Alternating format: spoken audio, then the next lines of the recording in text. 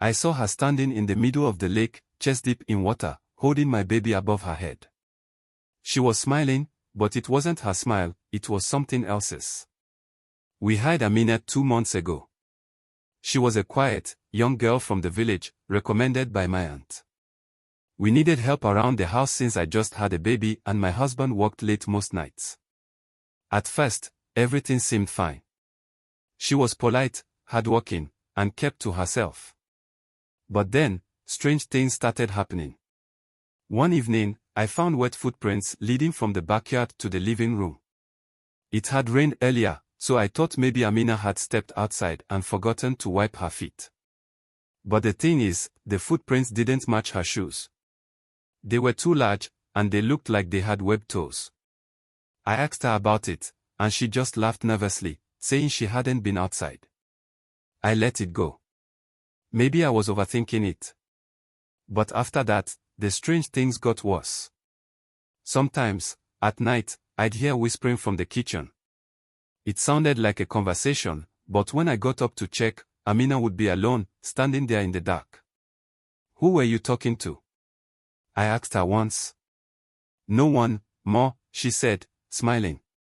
But her smile didn't reach her eyes. Then there was the fish smell.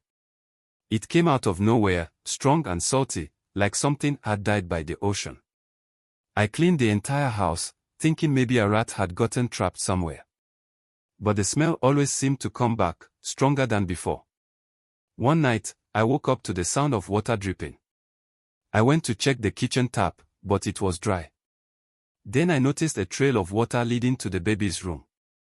My heart nearly stopped. I rushed in, but everything seemed normal, except for Amina.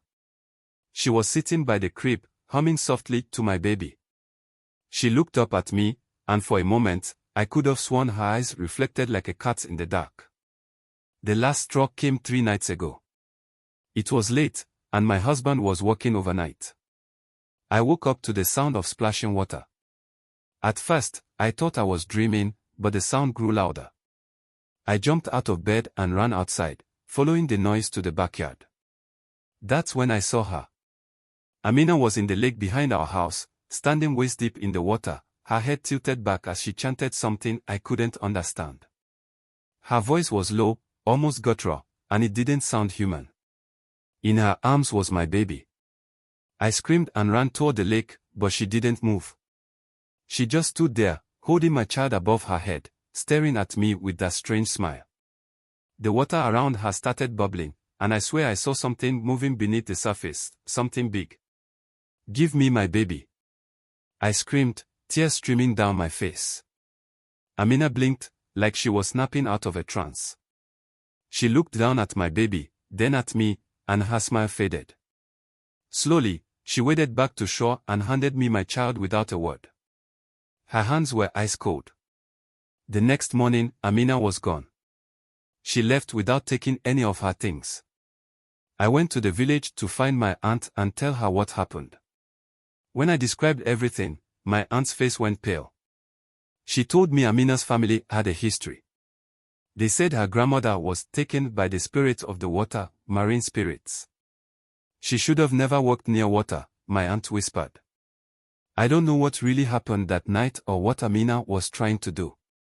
But I know one thing for sure, I'll never live near a lake again.